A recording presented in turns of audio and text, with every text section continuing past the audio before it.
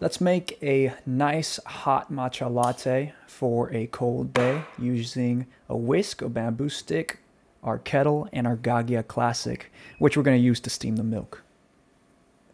First, let's get our stuff started by heating up our water. Then, we're going to turn on our espresso machine. There's a power button, the steam button, and make sure this thing is closed. I always like to put a little cup at the bottom. Alright, and then we're going to pull out our matcha and we're going to measure out like 4 grams. Some people like it a little bit less matcha-y. I like it a little bit more matcha-y. And some people just like straight matcha, so you can just dry scoop it like one of those bodybuilders if you feel like it. But we're going to get extra precise and get our coffee scale here to measure our matcha. That's perfect.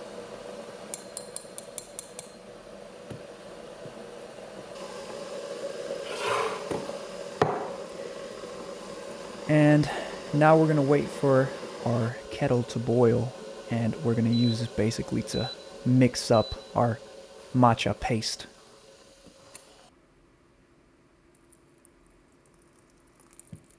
Beautiful.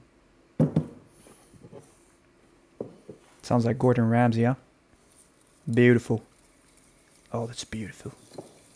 So we're just going to whisk it up here using our little bamboo whisk.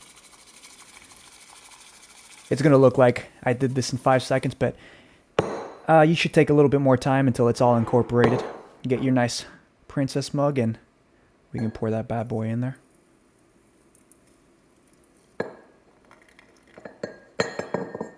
As always, clean up some of the residue. No matcha left behind.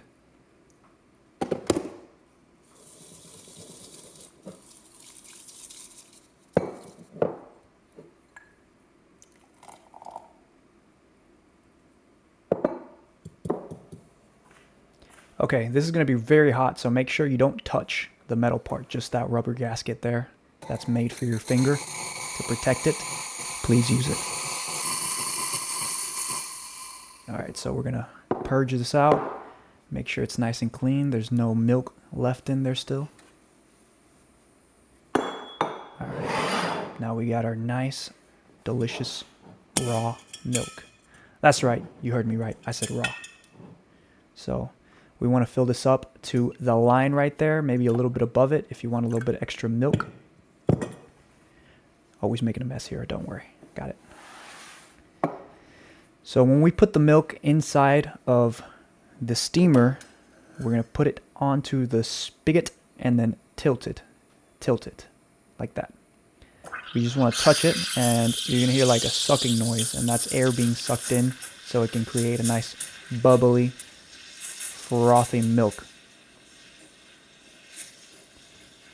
So you let that run and you keep your hand underneath so you can feel when it's getting warm, and you'll know when to stop because it's a little close to getting too hot for you to handle. I'm over here moving around because I messed up and I made it way too bubbly, so I'm trying to find the right angle so I can swirl it around real good. The steam basically pushes up against the wall of the mug and it swirls everything real good and incorporates all that air that was up on the top. When you're done, just turn it off. And then you can grab your handy dandy microfiber towel. Purge it one more time. Make sure the towel's thick, you don't want to burn yourself. And clean it off. Obviously, there's going to be some milk on there, so what I do is I grab a little cup with some water at the bottom and I turn it back on. That heats up the end of the wand and cleans it up real good. Just make sure you don't splash any of that water on you, it's really hot.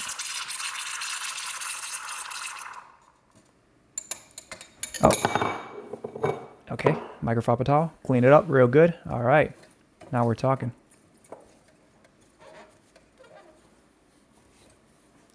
Alright, now last thing before we pour our milk, you want to open up the wand, click open that middle button, wait till you see a stream of water coming out. Yeah, let me get you a better look here. See that stream of water? Yeah, so then you turn it off. Click. There you go.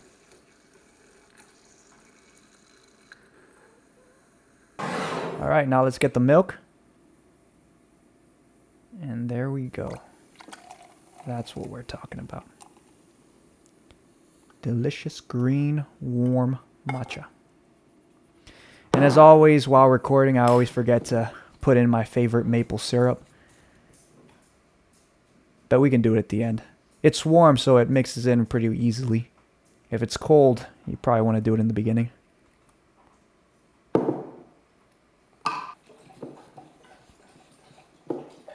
Well, there it is. Nice warm matcha using steamed milk from our very kind of expensive, a little bit over my budget machine.